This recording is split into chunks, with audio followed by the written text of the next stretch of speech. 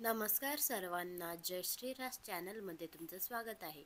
आज माझ्या मम्मीनं हळदीच्या पानात स्टीम केलेल्या मुरमुऱ्याच्या सुशिला बनवला आहे। सुशिला बनवण्यासाठी इथे एक मोठी प्लेट मुरमुरे घेतलेले आहेत। त्याला आता आपण पाण्यामध्ये टाकून त्याला मस्त धुवून घ्यायचं आहे। आपले मुरमुरे आता धुवून झालेले आहेत। त्याला आता आपण साईडला काढून ठेवूया। मुरमुऱ्यामधलं सगळं पाणी काढल्यानंतर त्याच्यामध्ये थोडंसं मीठ, हळद टाकून त्याला मस्त असं मिक्स करून घेऊया।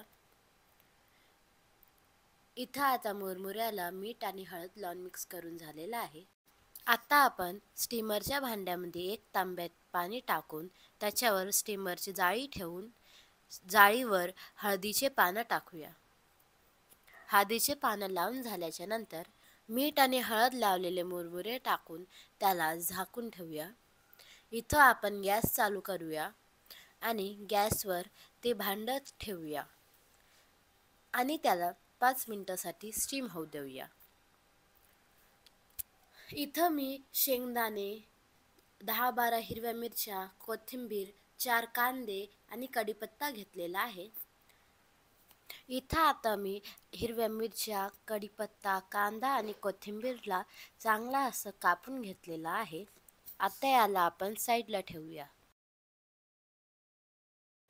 5 मिनिटानंतर आपले मुरमुरे आता स्टीम झालेले आहेत, बघू शकता तुम्ही। आता याला आपण साईडला ठेवूया। गॅसवर कढई ठेवूया। कढई गरम झाल्याच्या नंतर त्याच्यामध्ये तेल टाकूया। तेल गरम झाल्याच्या नंतर त्याच्यामध्ये शेंगदाण्याला चांगलं तळून घेऊया। शेंगदाणे चांगले तळल्यानंतर त्याला आपण एका प्लेटमध्ये काढून घेऊया। त्याच तेलामध्ये थोडीशी हिंग टाकूया। हिंग टाकल्यानंतर त्याच्यामध्ये मिरच्या टाकूया, नंतर कांदा टाकूया आणि त्याला चांगला असं परतून घेऊया। कांदा थोडा शिजला की त्याच्यामध्ये कढीपत्ता टाकूया, कोथिंबीर टाकूया आणि त्याला चांगलं परतूया। चांगलं परतवल्यानंतर त्याच्यामध्ये तळवलेले शेंगदाणे टाकूया आणि डाळ बारीक करून टाकूया। सगळं टाकल्यानंतर त्याला चांगलं असं परतून घेऊया। नंतर त्याच्यामध्ये स्टीम केलेले मुरमुरे टाकूया आणि त्याला चांगलं असं परतून घेऊया। इथं आता आपलं परतून झालेलं आहे। आता त्याच्यावर आपण हळदीचे पानं ठेवून त्याला 5 मिनिटासाठी असंच कमी गॅसवर झाकून ठेवूया। 5 मिनिटानंतर इथं आता आपला सुशिला तयार झालेला आहे, एकदम हेल्दी आणि टेस्टी। हे तुम्ही घरी बनवून नक्की ट्राय करा आणि असेच टेस्टी व्हिडिओ पाहण्यासाठी जय श्रीराज चॅनलला सबस्क्राईब करा।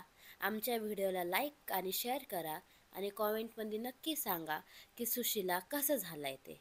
धन्यवाद।